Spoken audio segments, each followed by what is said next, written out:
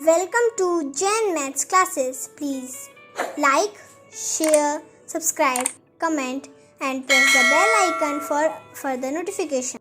Hello students, जैसा कि आप सभी को पता है कि टर्म 2 जो एग्ज़ाम है वो 26 अप्रैल से शुरू होंगे।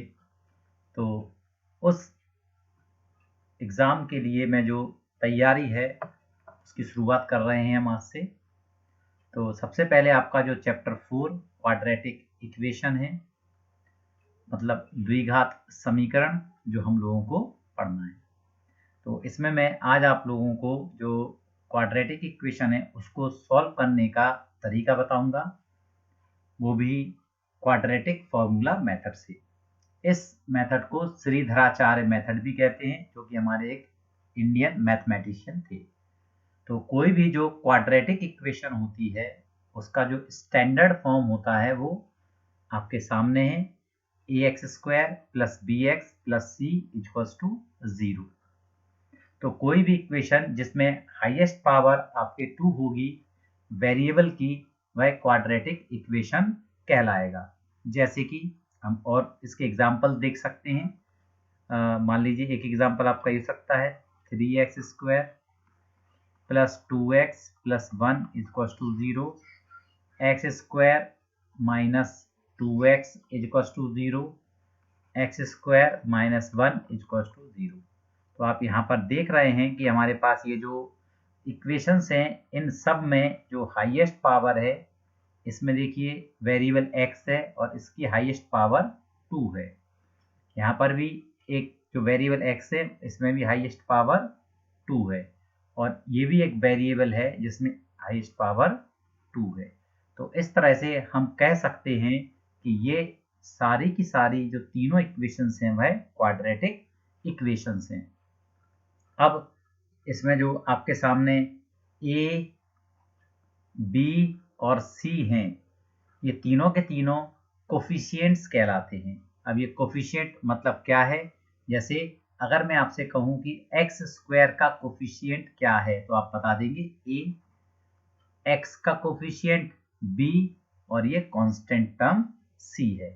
तो इस तरह से आप ये सारे के सारी चीजें पता कर सकते हैं।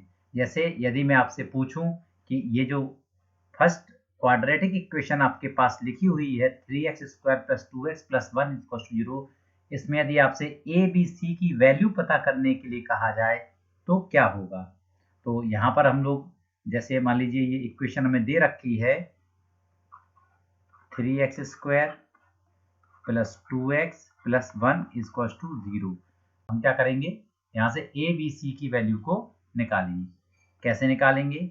आप अगर यहाँ पर लिख दें ax² + bx + c = 0, तो आप देखेंगे कि यहाँ पर x² के साथ में a है, यहाँ पर x² के साथ में 3 है, तो यहाँ पर a की वैल्यू कितना हो जाएगा? आपका 3 हो जाएगा। दूसरा, यदि आप देखें x के साथ में b है, तो इस x के साथ में जो होगा वो 2 है, तो b की वैल्यू कितनी हो जाएगी? हमारे पास 2 हो जाएगी। और ऑन द अदर हैंड अगर हम c की बात करें तो जो बचा हुआ टर्म्स है वो c कहलाएगा, तो c = हमारे पास 1 हो जाएगा। तो इस प्रकार यदि हमें कोई भी क्वाड्रेटिक इक्वेशन दे रखी है तो हम a, b और c की वैल्यू को पता कर सकते हैं। आइए अब हम सीखते हैं कि जो क्वाड्रेटिक इक्वेशन है उस इक्वेशन का ग्राफ कैसे बनता है। तो आप लोगों ने क्वाड्रेटिक पॉलिनोमियल फर्स्ट टर्म में पढ़ा हुआ है, जिसमें आप सभी ने देखा था कि जो क्वाड्रेटिक इक्वेशन का जो ग्राफ है वो इस प्रकार से पैराबोला की तरह बनता है। ठीक है, तो अब इसमें भी आपने सीखा था कि अगर जो x² का कोफिशिएंट जो है a, यदि वह पॉजिटिव होता है तो जो पैराबोला बनता है वो ऊपर की तरफ बनता है, मतलब स्माइल करता हुआ बनेगा। आप देख रहे हैं मैंने यहाँ पर आपको एक स्माइली बना करके दिखाया हुआ है, तो स्माइल करता हुआ पैराबोला बनेगा। ठीक है, और यदि x² का कोफिशिएंट कोई नेगेटिव नंबर होता है तो आपका जो पैराबोला होता है वो नीचे की तरफ बनेगा, जिसमें ये सैडनेस को रिप्रेजेंट करता है। तो आप क्या कर सकते हैं, याद कर सकते हैं। अगर कोफिशिएंट एक्स स्क्वायर का पॉजिटिव, पॉजिटिव मतलब पॉजिटिव चीज है, मतलब स्माइल करता हुआ होगा, और यदि एक्स स्क्वायर का कोफिशिएंट नेगेटिव है तो वह नेगेटिव मतलब सैड रहेगा। तो इस तरह से आप इसको याद भी कर सकते हैं। तो पॉजिटिव तो स्माइल और नेगेटिव तो सैड। तो ये चीज आप इसको याद कर लेना भाई, जिससे कि आप इसके ग्राफ को बता सकें कि इसका ग्राफ कैसा है। तो इसी तरह आपका क्वाड्रेटिक इक्वेशंस होंगे, उनके ग्राफ बनेंगे। अब आपके पास जो आज हमारा जो 10th क्लास का टॉपिक है वो क्या है कि अगर हमारे पास कोई भी क्वाड्रेटिक इक्वेशन दे रखी है और उसके अगर हम ग्राफ की बात करें तो उसका ग्राफ कैसा बनेगा, ये एक तो ए पर डिपेंड करता है, और बाकी जो इसके सॉल्यूशंस होंगे, क्योंकि ये एक इक्वेशन है, इक्वेशन में कुछ ना कुछ सॉल्यूशन जरूर निकलता है, चाहे वो रियल हो या आपका नॉट रियल या इमेजिनरी, जिसको हम कह सकते हैं। तो यहाँ पर हम देखेंगे a x square plus B x plus c equal to 0 यदि हमारे पास है, तो हम किस प्रकार के इसके सॉल्यूशन निकलेंगे, या सॉल्यूशंस को यहाँ पर हम लोग रूट्स कहेंगे। जो सेकंड चैप्टर था वहां पर हम लोग क्या कहते थे, इनको जीरोस कहते थे। अब यहाँ पर हम इसको रूट्स कहेंगे। तो इसके रूट्स कैसे होंगे इनके बारे में हम बात करेंगे। तो रूट्स को पता करने के लिए हम बिना सॉल्यूशन करे भी देख सकते हैं। तो उसके लिए हमें क्या डिस्क्रिमिनेंट निकालना होगा। डिस्क्रिमिनेंट को हिंदी में विविक्त कर कहा जाता है। तो हम लोग विविक्त कर या डिस्क्रिमिनेंट को निकालेंगे। तो डिस्क्रिमिनेंट जो है उसका जो फॉर्मूला होता है वो होता है D equals to B square minus 4ac। तो अभी पीछे हम लोगों ने ए बी सी की जो वैल्यू निकालना सीखा था कि ए की वैल्यू क्या है, बी की वैल्यू क्या है और सी की वैल्यू क्या है। फिर इन वैल्यूज को हम यहाँ पर रख देंगे तो हमारा डिस्क्रिमिनेंट निकल आएगा। इस डी के ऊपर डिपेंड करता है कि हमारे रूट्स कैसे होंगे। आप सभी को पता है, यदि मैं आपसे कोई भी नंबर सपोज करने को, सोचने को कहूं, तो आप कोई भी नंबर सोचेंगे तो नंबर 3 प्रकार के हो सकते हैं। या तो नंबर पॉजिटिव होगा, या नंबर 0 होगा, या नंबर नेगेटिव होगा। नंबर लाइन पर भी आप देखें तो नंबर लाइन पर भी आपके पास 3 प्रकार के ही नंबर आपको देखने को मिलते हैं। या तो नेगेटिव नंबर होंगे, या पॉजिटिव नंबर होंगे, या 0 होगा, बिकॉज 0 इज साइनलेस इंटीजर। तो 3 प्रकार के नंबर आपको देखने को मिलते हैं। तो इन्हीं नंबरों के अकॉर्डिंग हम लोग क्या करेंगे, देखेंगे। तो पॉजिटिव नंबर का मतलब होता है भाई 0 से बड़ा है, 0 तो 0 होगा, और नेगेटिव नंबर को हम लोग कहेंगे ये 0 से छोटा या लेस देन है। तो पॉजिटिव नंबर क्या होता है, ऑलवेज ग्रेटर देन 0 होता है, नेगेटिव नंबर लेस देन 0 होता है। ठीक है। तो हम लोगों को जब हम इस को सॉल्व करेंगे बी स्क्वायर माइनस 4ac को, तो हमारे पास भी 3 कंडीशन आएंगी। या तो पॉजिटिव नंबर आएगा, या नेगेटिव नंबर आएगा, या 0 आएगा। इसी के अनुसार हमारे जो रूट्स होंगे वो डिसाइड किए जाएंगे। देखिए जैसे नेचर ऑफ रूट्स, तो हमें कैसे पता चलेगा, अगर d की वैल्यू 0 से बड़ी है, that is d is greater than 0, मतलब d की वैल्यू क्या आ रही है, हमारे पास पॉजिटिव आ रही है। d कैसा आ रहा है, पॉजिटिव आ रहा है। तो इस कंडीशन में d 0 से बड़ा हो जाएगा। तो जो रूट्स होंगे वह रियल और डिफरेंट होंगे, मतलब मूल वास्तविक और असमान होंगे। ठीक है। दूसरा है अगर d 0 आ रहा है तो रूट्स क्या होंगे, हमारे रियल और इक्वल होंगे, मतलब मूल वास्तविक और समान होते हैं।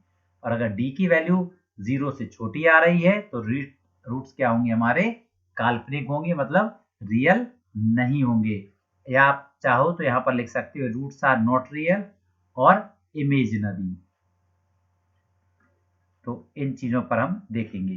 तो हमारे पास ये 3 कंडीशन होंगी, d 0 से बड़ा है, d 0 के इक्वल है, d 0 से छोटा है। तो आइए हम लोग एक एक करके इनके बारे में जानकारी लेते हैं। सबसे पहले आप यहाँ देख रहे हैं, आपको एक क्वाड्रेटिक इक्वेशन दे रखी है। अब यदि हम इसके d निकालने की कोशिश करें तो सबसे पहले हम a b c की वैल्यू यहाँ पर पता कर लेते हैं। तो अगर आप यहाँ पर इसको ax² plus bx plus c equals to 0 से इक्वेट करा देंगे तो जो a है वो यहाँ होना चाहिए, जो b है वो यहाँ आपको देखने को मिलेगा और जो c है वो आपको यहाँ पर देखने को मिलेगा। तो यहाँ पर कुछ नहीं है तो 1 होगा। तो a की वैल्यू कितनी आ गई हमारे पास 1, b की वैल्यू 3 और c की वैल्यू हमारे पास 2 आ जाएगी। तो a, b और c की वैल्यू हमने पता कर ली है। अब d निकालेंगे। d का जो फॉर्मूला था अभी आपने देखा b² माइनस 4ac आएगा। तो b की वैल्यू कितना है 3 का स्क्वायर माइनस 4 इंटू 1 इंटू 2, तो आपके पास आ जाएगा 9 माइनस 4 टू ज़ा 8 एंड देन इट इज 1। आप देख रहे हैं d की जो वैल्यू आई है वो कैसी आई हुई है, पॉजिटिव आई हुई है, मतलब d जो है वो 0 से बड़ा है। तो d 0 से बड़ा है तो रूट्स कैसे होंगे हमारे पास, रियल एंड डिफरेंट। तो अब आपके पास डिफरेंट कैसे है, तो हमने इसको ग्राफ की सहायता से दिखाया हुआ है कि अगर आप इसका ग्राफ बनाएंगे तो आपको यहाँ पर दो रूट्स देखो, एक तो -2 देखने को मिल रहा है, एक -1 देखने को मिल रहा है। तो दोनों रूट अलग अलग हैं, एक -2 है और एक -1 है।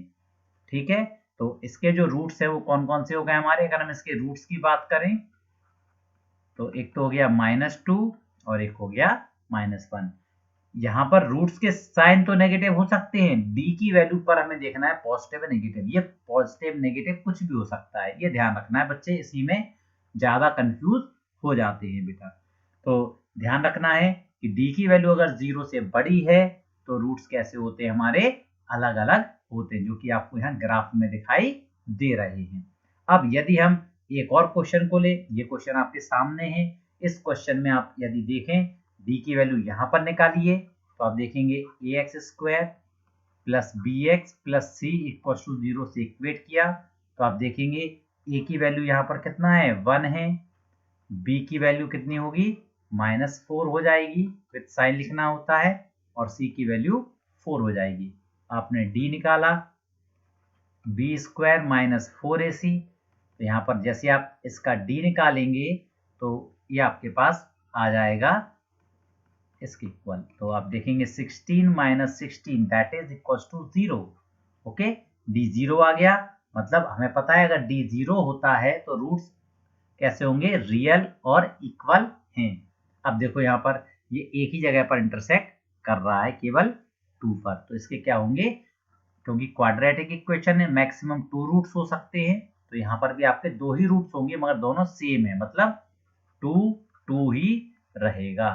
ठीक है, तो इस तरह आपने देखा कि अगर किसी क्वाड्रेटिक इक्वेशन में d 0 आ जाता है तो उसके रूट्स सेम आते हैं। ये ग्राफ की मदद से आपको मैंने दिखा दिया है। इसी तरह से अगर हम तीसरे वाले की बात करें, इस क्वेश्चन में भी हम लोग d निकाल सकते हैं, तो इक्वेट करेंगे इसको ax² plus bx plus c equal to 0 से इक्वेट कर दिया। अब a की वैल्यू कितनी आ गई 1, b की वैल्यू आ जाएगी -4, c की वैल्यू है 6, तो d इक्वल टू आपके पास आ जाएगा -4 का स्क्वायर और इसके बाद -4ac लगाना है हमें, तो 4a एंड c, तो आप देखेंगे 16 माइनस 24, तो 24 बड़ा नंबर है, 16 छोटा है, तो माइनस का 8 रिजल्ट आएगा। तो d की वैल्यू जैसे ही -8 आ गई, तो अब आप क्या करेंगे भाई, आपको पता है अगर d की वैल्यू 0 से छोटी है तो इसका मतलब रूट्स नॉट रियल। देखो ये वाला इसका ग्राफ जो है वो इस लाइन को इंटरसेक्ट ही नहीं कर रहा है, किसको, एक्स एक्सिस को इंटरसेक्ट नहीं कर रहा है, इसका मतलब इसके रूट्स रियल नहीं होंगे। कैसे होंगे, काल्पनिक होंगे या इमेजिनरी होंगे। तो आप लोगों को आई थिंक क्लियर हो गया होगा कि यदि हमारे पास कोई भी क्वाड्रेटिक इक्वेशन दे रखी है तो हम उसका d पता करके या डिस्क्रिमिनेंट विविक्त कर पता करके ये पता कर सकते हैं कि उसके रूट्स कैसे होंगे, रियल और डिफरेंट होंगे, रियल और इक्वल होंगे या नॉट रियल होंगे। तो ये तीनों चीज आप यहाँ पर पता कर सकते हैं। तो इसके बाद अब हमने अभी क्या सीखा, ग्राफ पर देखे कि इसके रूट्स कैसे हो रहे हैं। तो हम हर एक क्वेश्चन का, क्योंकि हमारे 10th क्लास में कोर्स में ही नहीं है ग्राफ बनाना, केवल मैंने आपको समझाने के लिए ये चीज बताई थी। तो आपने देख लिया कि तीनों कंडीशन में, आपको एक बार और दिखा देता हूँ, तीनों कंडीशन में अगर डी 0 से बड़ा है, देखो दो जगह कट कर रहा है, अगर डी 0 है तो एक ही जगह इंटरसेक्ट करेगा एक्स एक्सिस को, और यदि डी 0 से छोटा है तो ये इसको इंटरसेक्ट ही नहीं करेगा। तो अब इसके जो रूट्स हैं, ये जो निकालने हैं हमें, वो कैसे निकालेंगे? तो इसके लिए हमें फॉर्मूला याद करना होगा। तो आप जो रूट्स निकालते हैं उसमें से एक रूट को अल्फा कहते हैं, एक रूट को बीटा कहते हैं। तो alpha equals to minus B plus root D upon 2a होता है। तो b की वैल्यू आप निकाल ही चुके हैं, d की वैल्यू निकाल चुके होंगे, और a की वैल्यू हमारे पास है, तो हम अल्फा और बीटा की वैल्यू को कैलकुलेट कर सकते हैं। तो ये आपका फॉर्मूला रहेगा, alpha equals to minus B plus root D upon 2a, और बीटा इक्वल्स टू रहेगा minus B minus root D upon 2a। अब इस फॉर्मूले को अगर हम कंबाइन करना चाहें तो d की वैल्यू पुट कर दीजिए यहाँ पर, जैसे आपने पीछे देखा x equals to minus B plus root D upon 2a होता है, ठीक है। तो अगर हम इसको करना चाहें तो क्या होगा, माइनस बी रूट डी की वैल्यू को रूट डी के फॉर्म में लिख दो, B square minus 4ac upon 2a।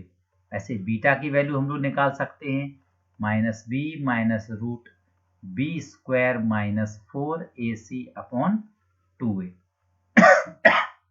तो इनको हम कंबाइंड भी कर सकते हैं। तो इस क्योंकि x की ही वैल्यू है अल्फा बीटा, तो x इक्वल्स टू हम ये लिख सकते हैं, माइनस बी प्लस यहाँ ये वाला माइनस ये वाला और ये बी स्क्वायर।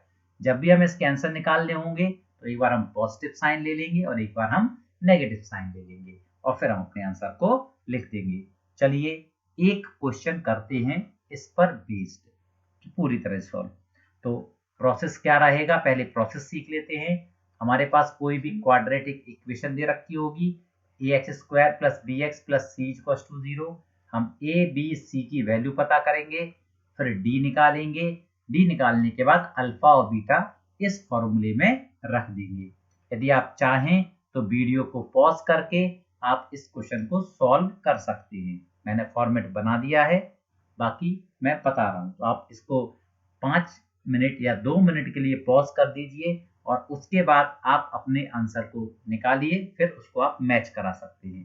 तो जैसे मैं आपको यहाँ पर बता रहा हूँ कि क्या चीज़ हमें करनी है, तो आप देखेंगे X square plus 3x plus 2 equals to 0 है। हमने इसको ax square plus B x plus C equals to 0 से इक्वेट कराया भाई। तो किससे इक्वेट करना है, ax square plus B x plus C equals to 0 से। तो आप देखेंगे a की वैल्यू कितनी आ गई हमारे पास 1, b की वैल्यू कितनी हो जाएगी यहाँ पर, आप देखिए b की वैल्यू आपके यहाँ पर 3 और c की वैल्यू 2 हो जाएगी। आपको d निकालना है, फॉर्मूला लिखा हुआ है b स्क्वायर माइनस 4ac। तो b स्क्वायर माइनस b की वैल्यू 3 का स्क्वायर माइनस 4ac। तो आपके पास क्या हो जाएगा, यहाँ पर देखिए 9 माइनस 8 दैट इज 1 आ गया। तो अब आपको क्या करना है, इस वैल्यू को देखो a b c और d, ये चारों वैल्यू हमारे पास यहाँ रख दीजिए। तो आप देखेंगे माइनस, पहले b की वैल्यू रखनी, b की वैल्यू कितनी 3 है, प्लस रूट d की वैल्यू 1 अपॉन 2, a की वैल्यू 1। तो आप देखेंगे माइनस 3, 1 का स्क्वायर रूट 1 होता है अपॉन 2 हो जाएगा। इसके साथ हमारे पास निकल आएगा माइनस 2 अपॉन 2 और ये हो जाएगा माइनस 1। ऐसे बीटा की वैल्यू निकालनी है हमें, फिर से वैल्यू पुट करेंगे। तो बीटा के लिए रेड कलर, माइनस 3 माइनस रूट 1 अपॉन 2 इंटू 1। तो आप देखेंगे minus 3 minus 1 upon 2 minus 4 upon 2, तो आपका आंसर आ जाएगा माइनस 2। तो आप देखेंगे कि हमारे पास ये जो रूट्स है वो माइनस 1 और माइनस 2 फॉर्मूले से निकले हैं। इससे पहले हमने इसी क्वेश्चन को किसके तरीके से देखा था भाई, ये देखिए माइनस 2 और माइनस 1 ही निकले थे ना हमारे, यही क्वेश्चन था, इसको हमने ऐसे किया है। अब आप लोग क्या कर सकते हैं, इस वाले क्वेश्चन के भी रूट्स निकाल सकते हैं। तो आप लोग इसको ट्राई करिए। और भी क्वेश्चंस आपके पास होंगे जो आपकी स्कूल बुक में दे रखे हैं, तो एनसीईआरटी में आप क्या कर सकते हैं, इनको सॉल्व कर सकते हैं। तो ये आपके पास क्वेश्चंस रहेंगे। ट्राई करिए, फॉर्मूले याद करिए और आगे बढ़िए। मैं इसी तरह के वीडियोस अब इस चैनल पर डालूंगा जिससे कि आप लोग अपने बोर्ड की तैयारी शुरू कर सकें। तो साथ में बने रहिए, प्रत्येक हफ्ते एक वीडियो आपके पास जरूर आएगा। Thank you.